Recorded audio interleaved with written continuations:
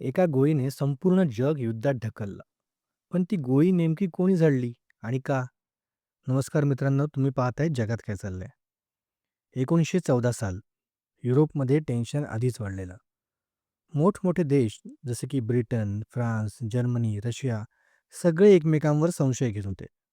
Alliance तयार झाले होते आणि वातावरण बारुदासारखं झालं होतं.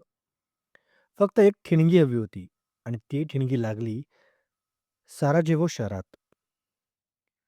28 जून 1914 रोजी ऑस्ट्रिया हंगेरीचे राजकुमार आर्चड्यूक फ्रान्स फर्डिनांड यांची गाडी साराजेव्होमधून जात होती.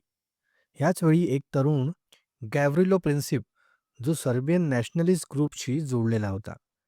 त्याने त्यांच्यावर गोळी झाडली आणि तिथे सगळं बदललं. ही फक्त एक हत्या नव्हती.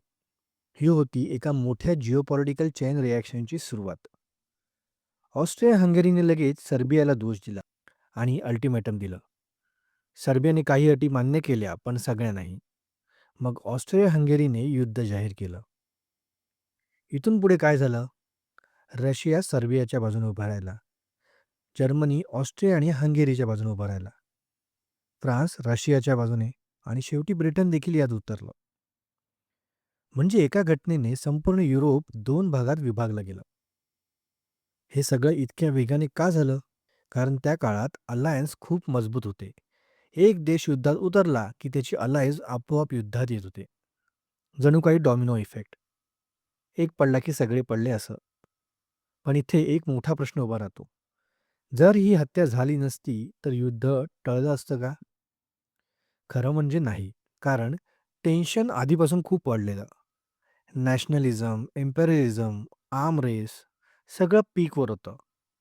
ही हत्या फक्त ट्रिगर होती. म्हणजेच ही गोळी युद्धाची सुरुवात नव्हती. ती फक्त एक सिग्नल होती की युद्ध आधीच तयार होतं. एका व्यक्तीच्या हत्येमुळे सुरू झालेलं हे युद्ध पुढे जाऊन संपूर्ण जग बदलणार होतं.